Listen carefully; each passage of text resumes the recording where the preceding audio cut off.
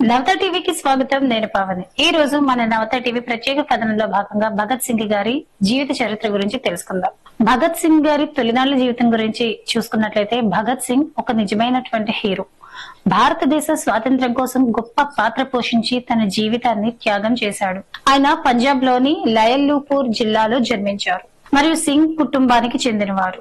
ఆయన కుటుంబం భారతదేశ స్వాతంత్రానికి మద్దతు ఇచ్చే వివిధ విప్లవాత్మక కార్యకలాపాల్లో కూడా పాల్గొంది.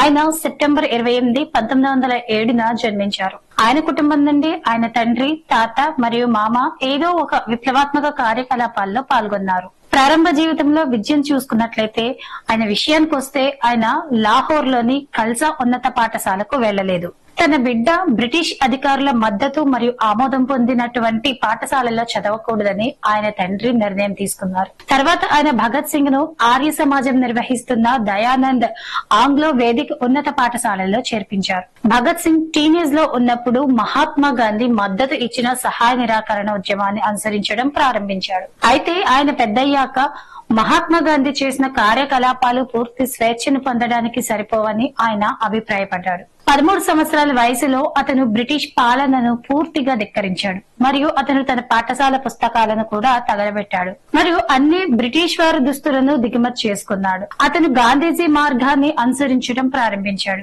గాంధీ ఉద్యమం నుండి వైదొలిగిన తర్వాత అతను తన అహింసా చర్యను వ్యతిరేకించడం ప్రారంభించాడు మరియు దీని కారణంగా అతను ది యంగ్ రివల్యూషనరీ మూవ్మెంట్ లో చేరాడు.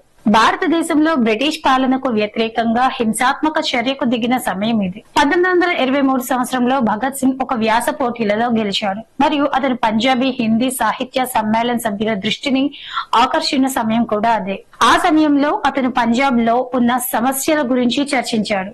భగత్ సింగ్ ఉన్నత చదువుల కోసం లాహోర్ లోని నేషనల్ కాలేజ్ లో చదివాడు. కానీ అతని తల్లిదండ్రులు అతన్ని వివాహం చేసుకోవాలని కోరారు. అతను ఇంటి నుండి పారిపోయి నౌజవాన్ భారత్ సభలో చేరాడు.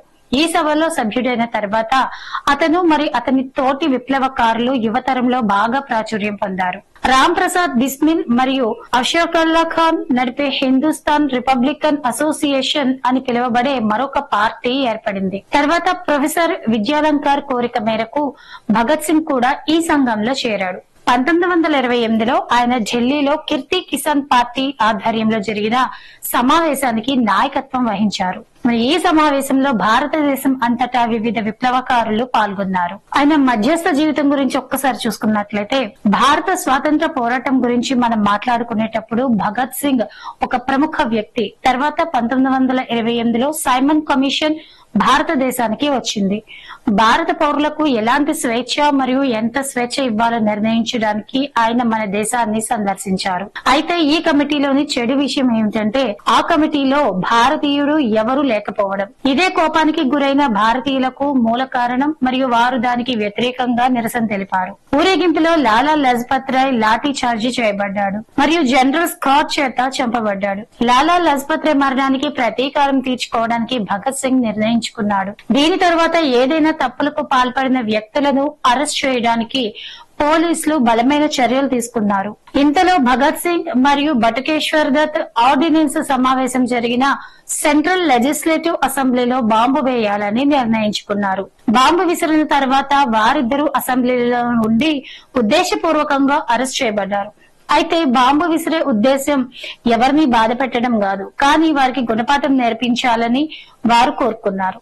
వారిద్దరూ అరెస్ట్ అయ్యారు మరియు జైల్లో వారి విచారణ సమయంలో భారతీయ ఖైదీలకు జరిగిన అమానవీయ ప్రవర్తనకు నిరసనగా భగత్ సింగ్ నిరాహార దీక్షకు దిగాడు. కోర్టులో అతను భారత స్వాతంత్ర్యం కోసం తన నిరసనను ప్రదర్శించడానికి కోర్టును ఒక సాధనంగా ఉపయోగించుకోవాలని నిర్ణయించుకున్నాడు. అంతేకాకుండా రాజకీయ ఖైదీలకు వార్తాపత్రికలు, మంచి నాణ్యత గల ఆహారం, మెరుగైన దుస్తులు మరియు అవసరమైన టాయిలెట్ల సరఫరా కోసం నిరాహార దీక్షకు కారణం. అతను మరియు అతని పార్టీలోని ఇతర సభ్యులు 63 రోజుల నిరాహార దీక్షలో ఉన్నారు. మరి ఈ సుదీర్ఘ సమ్మె తర్వాత బ్రిటిష్ అధికారులు వారి నిబంధనలపై అంగీకరించాల్సి వచ్చింది మరియు అతను కోరిన అన్ని అవసరమైన వస్తువులను వారు అందించారు. ఆ తర్వాత జీవితం గురించి చూసుకున్నట్లయితే భగత్ సింగ్ కు వ్యతిరేకంగా, ముఖ్యంగా అతని మరణం చుట్టూ జరిగిన సంఘటనలకు వ్యతిరేకంగా అనేక కుట్ర సిద్ధాంతాలు ప్రణాళిక చేయబడ్డాయి.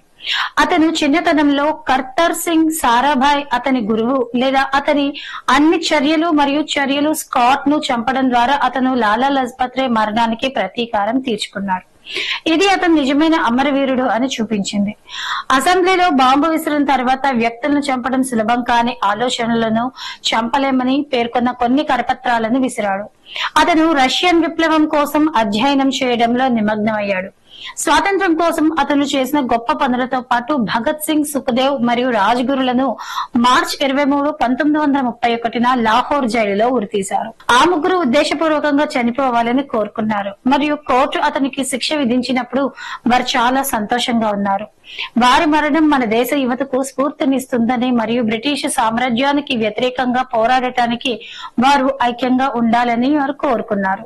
భగత్ సింగ్ తన ఇతర ముగ్గురు స్నేహితులతో జైలులో ఉన్నప్పుడు అతను వైస్రాయ్ కి ఒక లేఖ రాశాడు. అతన్ని యుద్ధ ఖైదీలుగా పరిగణించాలని అతను కోరుకున్నాడు. వారిని ఉరి తీయకూడదు, కానీ వారిని కాల్పుల దళం ద్వారా ఉరి తీయాలి. భగత్ సింగ్ తన దేశం కోసం పోరాడిన నిజమైన సైనికుడు మరియు అతను కేవలం 23 సంవత్సరాల వయసులోనే ఉరి తీయబడ్డాడు. మార్చి 20న భగత్ సింగ్ స్నేహితులలో ఒకరు జైలులో అతనిని సందర్శించడానికి ఒక లేఖపై సంతకం చేయమని కోరాడు. కానీ ఆ గొప్ప వ్యక్తి ఆ లేఖపై సంతకం చేయడానికి నిరాకరించాడు. ఆ విధంగా మార్చి 23న అతన్ని ఉరితీశారు. ఈ గొప్ప స్వాతంత్ర సమరయోధుడి జీవిత కథ ముగిసింది. చూశారు కదా, స్వతంత్ర ఉద్యమంలో భగత్ సింగ్ గారు చేసినటువంటి పోరాట ప్రతిభను. మరొక స్వాతంత్ర ఉద్యమ నేత జీవిత చరిత్రతో మళ్ళీ కలుద్దాం.